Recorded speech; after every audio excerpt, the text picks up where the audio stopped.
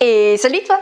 Alors ça faisait longtemps en fait qu'on n'avait pas parlé d'un livre connu et du coup je me suis dit pourquoi pas reprendre ça avec du lourd, du très lourd, à savoir le Necronomicon. Je mérite peut-être la mort, mais je n'ai jamais lu Lovecraft, donc en fait cette vidéo elle est entièrement basée sur mes recherches, donc en gros des articles que j'ai lus ou des vidéos que j'ai vues en fait sur le sujet. Admire l'implication négative de la meuf. Bref, si comment en fait tu sais pas très bien ce que c'est ce bouquin, on va reprendre les bases.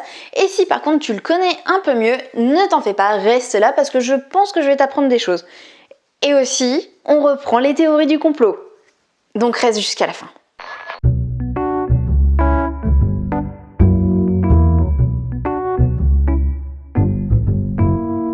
Non, n'aie pas peur d'être celle qui fait des étincelles. Alors, le Necronomicon, c'est un bouquin. Jusque-là, c'est bon, tout le monde suit, j'ai perdu personne. Et n'en déplaise à certains, c'est un ouvrage fictif. Fictif. Oui, vraiment. C'est-à-dire qu'en fait, c'est Lovecraft qui l'a inventé. Et c'est un ouvrage fictif qui parle en fait du mythe de Cthulhu. Alors, c'est la Mélanie du montage. Je me rends compte qu'en fait, je dis Cthulhu au lieu de Cthulhu. Voilà, c'est juste un détail. On dit bien Cthulhu en fait. Faut vraiment que j'arrête de picoler avant de filmer. Enfin, en tout cas, voilà, c'est Cthulhu. Hein, et je te laisse avec le reste de la vidéo. Alors, pour plus de facilité, vu que je galère un petit peu à prononcer, je dirais le poulpe à partir de maintenant. Voilà.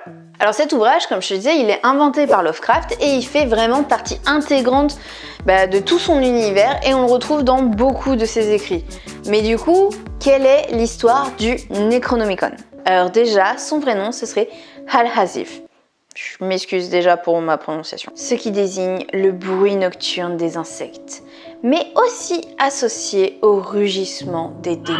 Des insectes démons. Ouais, on est assez loin quand même de l'image d'un Belzébuth cornu, mais faut dire que pour un arachnophobe, ça peut foutre les pétoches le cri de la tarentule. Bon, et ce bouquin en fait, il aurait été écrit en 700 par Abdul Hazred. On raconte, enfin Lovecraft nous raconte, que ce Gugus aurait vécu 10 ans en ermite dans un désert du sud de l'Arabie. Alors déjà, le mec, tu peux être sûr que même s'il était un minimum sain d'esprit, là, il a potentiellement un petit peu vrillé.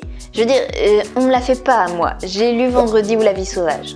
Alors, clairement, le mec, pendant 10 ans, il a bouffé beaucoup trop de cactus hallucinogènes parce que loin de kiffer l'islam, il se met à être en adoration devant des poulpes et à écrire le Necronomicon. Alors, je te disais en fait que le Necronomicon, du coup, c'est un ouvrage qui était inventé par Lovecraft.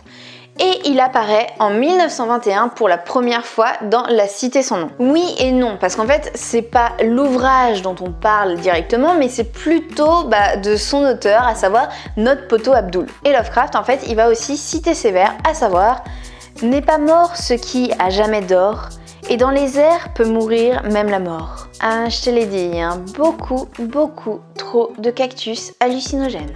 Bon, et après, en fait, t'as d'autres potes à Lovecraft qui se mettent à reprendre ça. Et du coup, en fait, quand on se retrouve avec une plâtrée de Gugus qui en parle, les gens, ils commencent à se poser des questions. Bon, revenons à la légende du Necronomicon.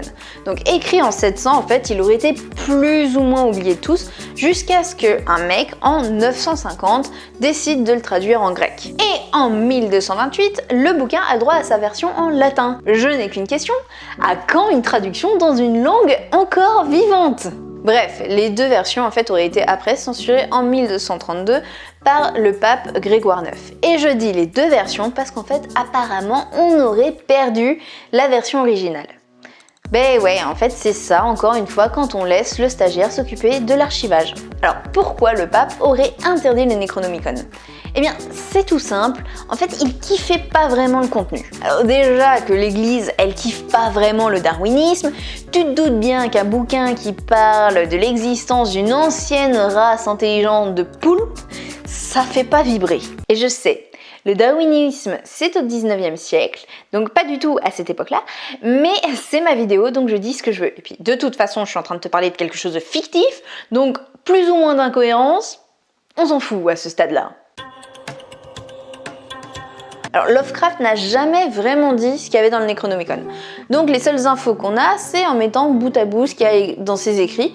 Et du coup, on arrive à en déduire certains trucs. Il permettrait de ressusciter les morts, de voyager dans le temps, et apparemment, même sans aucune connaissance occulte, tu pourrais lancer des sortilèges juste en le récitant. Ouais, comme dans Evil Dead. Alors, comme Lovecraft a toujours refusé d'en écrire une version, bah finalement, en fait, ce sont un petit peu les fans qui se sont lâchés complètement. Et là, tu as une multitude de versions, allant en fait de textes sacrés des dieux anciens à un grimoire de sortilèges et d'incantations, en passant par la clé qui ouvrirait un portail menant directement vers ce qui serait la fin de la race humaine. Et la version la plus connue, c'est celle d'un certain Simon. Tiens donc. Finalement, en fait, ces fausses versions, elles attirent pas mal, et du coup, c'est elles qui vont vraiment créer tout le mythe qu'il y a autour du Necronomicon. Alors, ce qu'il faut savoir, c'est que avant que justement toutes ces versions-là existent, il y a quand même eu une soi-disant édition qui aurait été mise aux enchères en 1966 pour la modique somme de 25 000 $, ce qui équivaut en fait à 177 000 $ en 2012. Rien que ça. Alors, je te l'ai dit, en fait, c'est un ouvrage fictif, mais il y en a plein qui continuent à croire, mais dur comme fer, que ça existe vraiment. Donc laisse-moi te partager leurs théories. Juste parce que on aime ça, les théories ici.